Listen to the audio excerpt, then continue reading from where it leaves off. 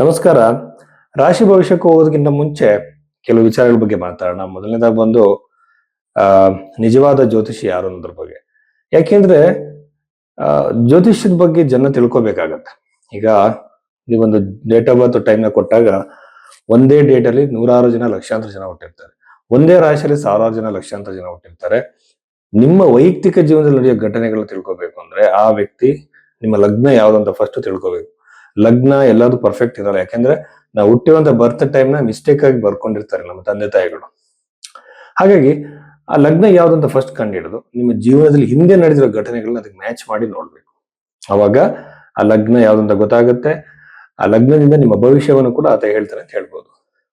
ಗ್ರಹಗಳ ಬಗ್ಗೆ ಗಂಟೆಗಟ್ಟಲೆ ಮಾತಾಡೋದು, ನಂಬರ್ಗಳ ಬಗ್ಗೆ ಮಾತಾಡೋದು, ಜೆಮ್ ಸ್ಟೋನ್ಸ್ ಬಗ್ಗೆ ಮಾತಾಡೋದು, ಈ ಪೂಜೆಗಳ ಬಗ್ಗೆ ಮಾತಾಡೋದು, ಇದು ಯಾವುದು ಕೂಡ ಜ್ಯೋತಿಷ್ಯ ಅಲ್ಲ. ಜ್ಯೋತಿಷ್ಯದ ಬಗ್ಗೆ ನೀವು ಯಾವುದೇ ಸಿಸ್ಟಮ್ನ ಅಪ್ಲೈ ಮಾಡಿರಿ, ನನಗೆ ಜೀವನದಲ್ಲಿ ನಡೆದಿರುವಂತಹ ಘಟನೆಗಳನ್ನ ಫಸ್ಟ್ ಹೇಳಿ ಅಂತ ಕೇಳಿ. ಯಾವುದೇ ಜ್ಯೋತಿಷ್ಯ ಆಗಿರಲಿ. ಯಾಕೆಂದ್ರೆ ಅವ್ರು ನಿಮ್ಮ ಭೂತಕಾಲದಲ್ಲಿ ನಡೆದಿರೋದನ್ನ ಹೇಳಿದ್ರೆ ಭವಿಷ್ಯವನ್ನ ಹೇಳ್ತಾರೆ ಅಂತ ನಂಬಬಹುದು. ಒಂದು. ಎರಡನೇದಾಗಿ ಬಂದು ಪರಿಹಾರಗಳನ್ನ ಸೂಚಿಸುವಾಗ ಬೃಹತ್ಪರಾಶರ ಹೋರಾಶಾಸ್ತ್ರದಲ್ಲಿರುವಂತಹ ಬಹಳ ಸಿಂಪಲ್ ರೆಮಿಡೀಸ್. ಋಷಿಗಳು ಯಾವತ್ತೂ ಕೂಡ ಕಾಸ್ಟ್ಲಿ ರೆಮಿಡೀಸ್ ನ ಹೇಳಿಲ್ಲ. ಮಂತ್ರ ಜಪಗಳು, ದಾನಗಳನ್ನ ಬಗ್ಗೆ ಮಾತಾಡಿದ್ದಾರೆ. ಅದನ್ನ ಸೂಚಿಸಬೇಕು. ಎರಡು ವಿಚಾರದಲ್ಲಿ ನಿಜವಾದ ಜ್ಯೋತಿಷ್ಯನ ನೀವು ಕಂಡುಹಿಡಬಹುದು.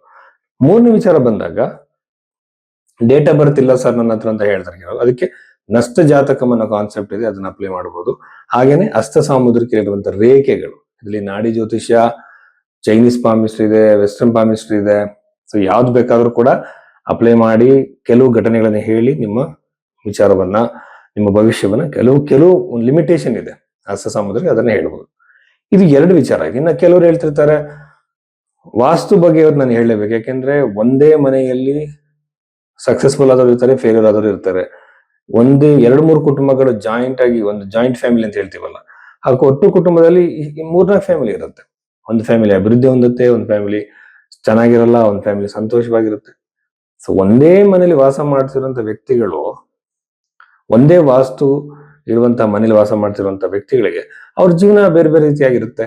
ಇದಕ್ಕೆ ಹಾಗಾದ್ರೆ ವಾಸ್ತು ಹಾಗಾದ್ರೆ ಒಬ್ಬೊಬ್ಬರು ಒಂದೊಂದು ರೀತಿ ಪರಿಣಾಮ ಮಾಡುತ್ತಾ?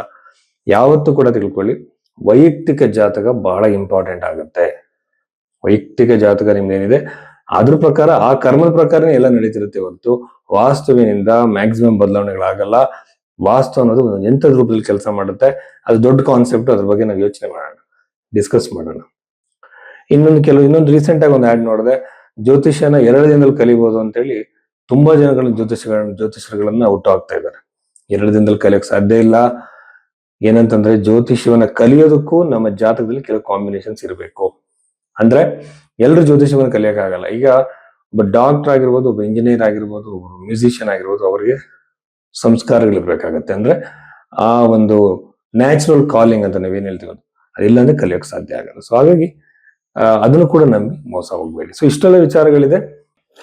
ವೃಶ್ಚಿಕ ರಾಶಿ 2026 ಏಪ್ರಿಲ್ 12ನೇ ತಾರೀಕಿನ ನಂತರದಲ್ಲಿ ಈ ವೃಶ್ಚಿಕ ರಾಶಿಯಲ್ಲಿ ಹುಟ್ಟಿದಂತವರಿಗೆ ಏನೆಲ್ಲ ಸಕಾರಾತ್ಮಕ, ನಕಾರಾತ್ಮಕ ಯೋಗಗಳಿದೆ ಅಂತ ನಾವು ನೋಡೋಣ. ರಾಶಾಧಿಪತಿ ಆಗಿರುವಂತಹ ಕುಜ 5ನೇ ಮನೆಯಲ್ಲಿ ಇರುವಂತದ್ದು ಒಂದು ಸಾಧಾರಣ ಮಟ್ಟಿಗಿನ ಲಾಭ. ಬಟ್ ಇದೊಂದು ಅಗ್ನಿ ತತ್ವ ಇರುವಂತಹ ಒಂದು ಗ್ರಹ. ಜಲ ತತ್ವಕ್ಕೆ ಹೋದಾಗ ಶಕ್ತಿನ ಕಳ್ಕೊಳ್ಳುತ್ತೆ. ಹೀಗೇನಿದು ಆರೋಗ್ಯಕ್ಕೆ ಒಳ್ಳೆಯದು. ಆರೋಗ್ಯದಲ್ಲಿ ಬದಲಾವಣೆ.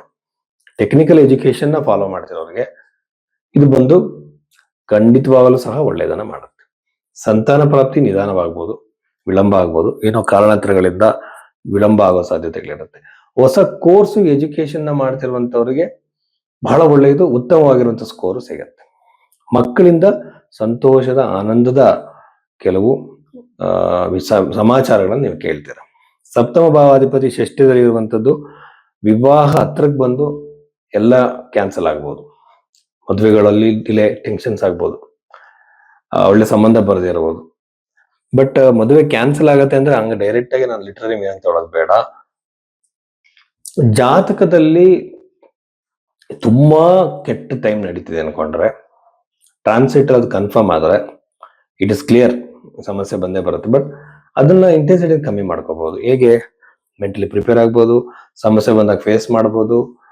ನಾವು ಪ್ರಿಪೇರ್ ಆಗಿದಾಗ ಚೆನ್ನಾಗಿ ಫೇಸ್ ಮಾಡ್ತೀವಿ, ಯಾಕೆಂದ್ರೆ ನಮಗೆ ಭಯ ಇರಲ್ಲ. ಇನ್ನೊಂದು ಮಂತ್ರ ಜಪಗಳಿಂದ, ದಾನಗಳಿಂದ ಅದನ್ನ ಕಡಿಮೆ ಮಾಡ್ಕೋಬಹುದು. ದೊಡ್ಡದಾಗಿರೋ ಸಮಸ್ಯೆ ಚಿಕ್ಕದಾಗ ಆಗ್ಬೋದಲ್ಲ. ಎಲ್ಲ ಸಾಧ್ಯತೆಗಳು ವೃಶ್ಚಿಕ ರಾಶಿಯವರಿಗೆ. ವೃಶ್ಚಿಕ ರಾಶಿಯಲ್ಲಿ ಚಂದ್ರ ನೀಚನಾಗೋದ್ರಿಂದ mentally overthinking, anxiety issues, ಸಮಸ್ಯೆಗಳ ಬಗ್ಗೆ ವಿಚಿತ್ರವಾಗಿ ಯಾವಾಗಲೂ ಯೋಚನೆ ಮಾಡ್ತಾ ಇರುವಂತದ್ದು, ಇವೆಲ್ಲ ನನ್ನ ಗಮನದಲ್ಲಿ. ಹಸ್ತರೇಖೆಯಲ್ಲಿ ಕೂಡ ಕಿರುಬೆರಳು ಅದನ್ನ ಸೂಚಿಸುತ್ತೆ. ಕಿರುಬೆರಳಿನ ಸೈಜ್ ಚಿಕ್ಕದಿದ್ದಂದ್ರೆ ಓವರ್ ಥಿಂಕಿಂಗ್ ಜಾಸ್ತಿ. ಈಗೋ ಅಂದ್ರೆ ತುಂಬಾ ಧೈರ್ಯ ಕಡಿಮೆ ಇರುತ್ತೆ. ನಾನು ನೋಡಿದಂತವ್ರಿಗೆ ಬಹಳ ಕೇರ್ಫುಲ್ ಆಗಿ ಇರಬೇಕು. ಚತುರ್ಥ ಭಾವದಲ್ಲಿರುವಂತಹ ರಾಹುವನ್ನ ನೋಡಿದ್ರೆ ಪ್ರಾಪರ್ಟಿ ಖರೀದಿ ಆಗತ್ತೆ, ಸುಲಭವಾಗಿ ಆಗತ್ತೆ, ಅನಾಯಾಸವಾಗಿ ಆಗತ್ತೆ. ಅದು ದಶಮ ಭಾವನು ಕೊಡುತ್ತೆ, ನೋಡತ್ತೆ.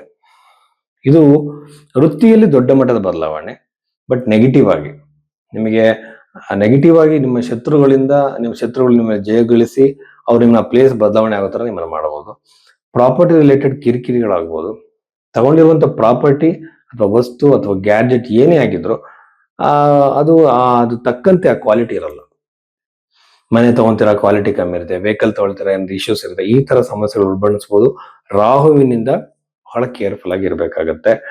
ಯಾವುದೇ ಒಂದಾಗಲಿ, ವೆಹಿಕಲ್, ಗ್ಯಾಡ್ಜೆಟ್, ಎನಿಥಿಂಗ್ ಆದ್ರೂ ಕೂಡ ನೀವು ಕೇರ್ಫುಲ್ ಆಗಿ ಅದನ್ನ ಅಬ್ಸರ್ವ್ ಮಾಡಿ ತಗೊಳ್ಬೇಕು. ಕೇತು ದಶಮ ಭಾವಕ್ಕೆ ಬರೋದು ಒಳ್ಳೆಯದಲ್ಲ. ಉದ್ಯೋಗದಲ್ಲಿ ಈಗ ಉದ್ಯೋಗವನ್ನು ಚೇಂಜ್ ಮಾಡೋದು ಒಳ್ಳೆಯದಲ್ಲ. ಹೊಸ ಉದ್ಯೋಗ ಟ್ರೈ ಮಾಡೋದನ್ನ ಸ್ವಲ್ಪ ಲೇಟ್ ಆಗಿ ಮುಂದುವರಿಸಿ. ಬಟ್ ನಿಮಗೆ ಮಾನಸಿಕವಾಗಿ ಮನೆಯಲ್ಲೂ ಕಿರಿಕಿರಿ, ವರ್ಕಿಂಗ್ ಎನ್ವೈರನ್ಮೆಂಟ್ ಕಿರಿಕಿರಿ ಸ್ಟಾರ್ಟ್ ಆಗುತ್ತೆ. ಬಹಳ ಎಲ್ಲದನ್ನು ಕೂಡ ಬುದ್ಧಿವಂತಿಕೆಯಿಂದ, ತಾಳ್ಮೆಯಿಂದ ನೀವು ಬಗೆಹರಿಸಬೇಕಾಗತ್ತೆ.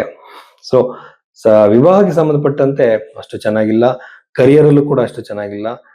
ಫೈನಾನ್ಷಿಯಲ್ ಆಗಿ ಮಾತ್ರ ಸಾಲದಿಂದ ಹೊರಗಡೆ ಬರಕ್ಕೆ ಅವಕಾಶ ಸಿಗುತ್ತೆ. ಹಣ ನಿಮ್ಮ ಕೈ ಸೇರುತ್ತೆ. ಯಾವುದೋ ಒಂದು ದೊಡ್ಡ ಮೊತ್ತ ಹಣ ನಿಮಗೆ ಸಿಗುವಂತ ಸಾಧ್ಯತೆ ಇರುತ್ತೆ. ಫೈನಾನ್ಷಿಯಲಿ ಆಗಿ ಈ ಟೈಮ್ ಪೀರಿಯಡ್ ಅಲ್ಲಿ ನೀವು ಬಿಸ್ನೆಸ್ ಮಾಡಿ, ಜಾಬ್ ಅಲ್ಲಿ ಬಹಳ ಚೆನ್ನಾಗಿ ಫ್ಲೋ ಚೆನ್ನಾಗಿದೆ. ನೀವೇನಾದ್ರು ಇನ್ವೆಸ್ಟ್ಮೆಂಟ್ ಮಾಡೋರಾದ್ರೆ ನಿಮಗೆ ಲಾಭ ಅತಿ ಹೆಚ್ಚಿನ ಪ್ರಮಾಣದಲ್ಲಿ ಇರುತ್ತೆ ಅಂತ ಹೇಳ್ಬೋದು. ಇಷ್ಟು ವಿಚಾರಗಳು ವೃಶ್ಚಿಕ ರಾಶಿಗೆ ಸಂಬಂಧಪಟ್ಟಿದೆ.